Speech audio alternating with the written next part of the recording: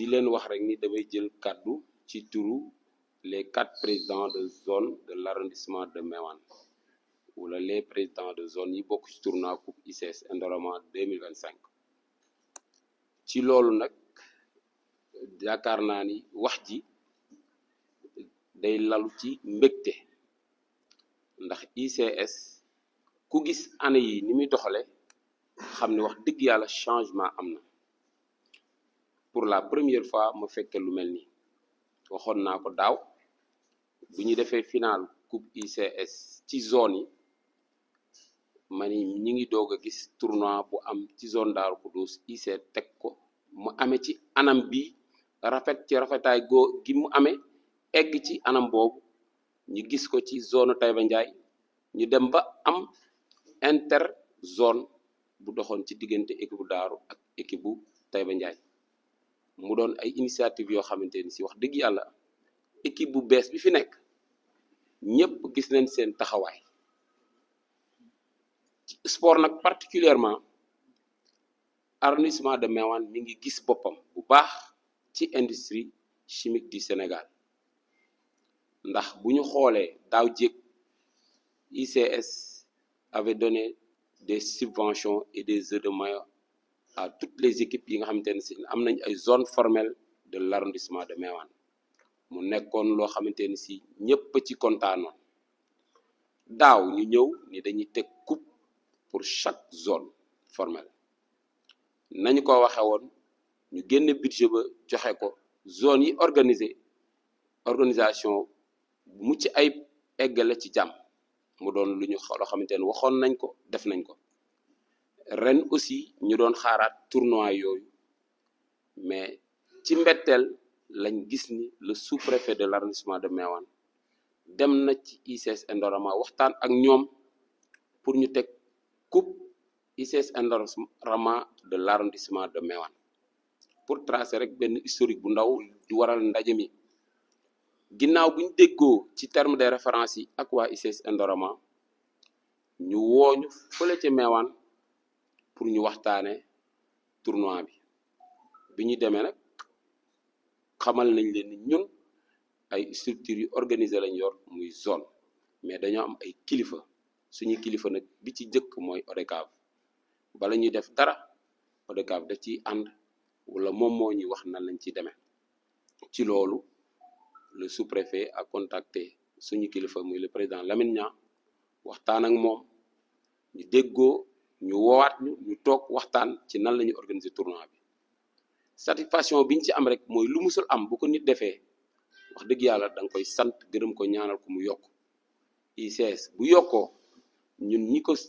ñi naan li gën a jige gën a yey ñun ñu ko gën a jige jàpp nañ ni ñun dinañ ci gis suñu bopp bu baax ndax commencé nañ ci gis suñu bopp avant tournoi bi ci terrain yu bëri ICS mu ngi fay def ay réalisation soo demee terrain Mboro ñu nga def ay réalisation terrain Darou Khoudoss bi nga xam te ne ma maay président zone ba am na ay gradin am na projecteur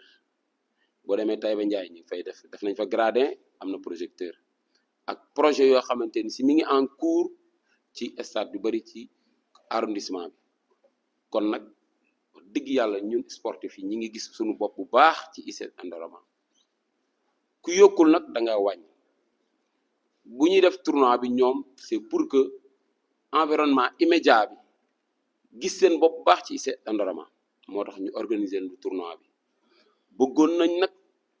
ginnaaw infrastructure yi nga xamante ni ñu ngi koy def ñu bëgg ñu dolli ñu gën a jàppale les zones yi nga xamante ni si ñoom ñooy organiser parce que zones yi aussi lu metti la ñuy daj pour dajale ay équipe football loo leen jox leen dara ñu yóbbu seen kër parce que nawetaan ku ko xam ni nawetaan dafa metti y a beaucoup de dépenses y a trop de responsabilités bari na ay problèmes yu ci am mais ñu ngi koy surmonter ci sensibilisation ak di daje di waxtaan ndax fii ñu daje nii bari na ñoo xamante ne xëy na ñi ngi doog a daje te ñoo bokk mouvement associatif bi benn famille lay ñoo bokk ndey ñoo bokk baay dañ koy def ci jàmm mu mën a amal njëriñ askan wi mais bu amul jàmm rek du am njëriñ kon nag ICS ñi ngi leen di ñaan ngeen gën a jàppale les zones yi nga xamante ni si ñooy organiser tournoi bi parce que tam nit boo dee recevoir ay gan mbooloo di ñëw conditions yi ngi leen di recevoir war na mën a ñoŋ te xëy na suñu doole néew na ci moo tax ñu leen di ñaan tournoi bi xëy na ci terrain yi ñu ko organiser ñu gën leen jàppale bu ñu leen mënee di subventionné wala bokk bu ñu demee ci tournoi yi nga xamante ne organiser nañ ko muy CNP yi ba ca final ba boo leen ko mënee parrainer wala ngeen jàppale leen bu baax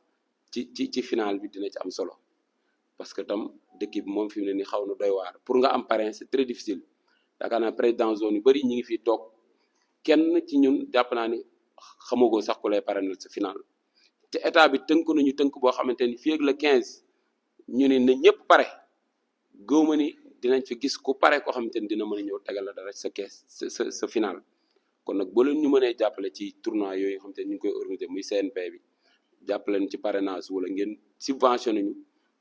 président zone yi ma àndal ak yi ma dégg ñi may dégg ñu ngi koy sàkku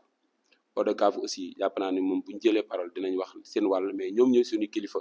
boo leen ñu jàppale ngeen leen parce que ñoom duñu seetaan mukk lépp lu ñu nekk ña nga ca lépp loo xamante ni si ñu ngi koy def dañ koy ànd ak ñoom kon kàddu gi mi ngi gudd mais nekkul lu dul mbégte ñuy ñaan yàlla tournoi bi ñu commencé ko ci jàmm mu egg ci jàmm ba ICS li mu ciy séntu mu am ko sportif yi aussi liñ ciy séntu ñu am ko maa ngi sant ñëpp di gërëm ñëpp merci beaucoup. Donc je disais que accompagnement ne pouvait être plus significatif que l'acte qu'il vient de poser allant dans le sens d'une forte collaboration entre les ICS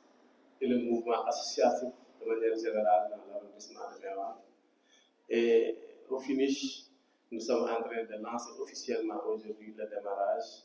de la Coupe des ICS édition 2025 ou première édition. Vous me permettrez également de remercier son adjoint, Cheikh Tidiane, adjoint au sous-préfet de Meouane, qui également, au niveau territoire, au niveau opératoire, s'était chargé de coordonner dans un premier temps avec les présidents de zone et dans un deuxième temps avec l'ODCAV, mais accompagné des présidents de zone. Et aujourd'hui, il est hors du territoire, c'est pourquoi il n'est pas de la cérémonie. Et je voudrais également remercier les ICS indépendants qui, depuis l'année dernière en tout cas, sont en train d'accompagner véritablement le mouvement associatif et particulièrement le mouvement navétane dans le département actuel. Le président Aziz vient de le dire, il y a eu un changement considérable dans les relations communautaires ou environnementales entre le mouvement associatif et les ICS. Nous sommes là depuis pratiquement plus d'une dizaine d'années. En ces moments solennels, nous avions toujours soumis des demandes d'appui, mais malheureusement, il n'y avait pas beaucoup de choses. Mais le constat qui a été fait depuis l'année dernière, en démarrant par d'abord l'appui au niveau des zones, ensuite les infrastructures qui ont été réalisées au niveau de ces zones, et enfin, cette année-ci, la Coupe des ICS, première édition, et certainement l'accompagnement des finales au niveau des zones et au niveau de l'ODCAV de Tuaon. Il me revient alors en mon nom propre et au nom du mouvement associatif du département de Tuaon de vous remercier dans ce sens et de vous témoigner toute notre disponibilité à vous accompagner. Le sport tient à cœur aux ICS, car le sport c'est aussi une école en réalité, c'est une école de la vie, de discipline, de solidarité, de dépassement de soi. C'est aussi un levier d'intégration et de cohésion sociale. Donc c'est toutes ces valeurs pour nous qui sont importantes derrière l'activité, derrière le tournoi. Donc on est vraiment très fiers de pouvoir soutenir ce projet. Et je tiens aussi à remercier, exprimer notre reconnaissance aux autorités, notamment à l'administration territoriale,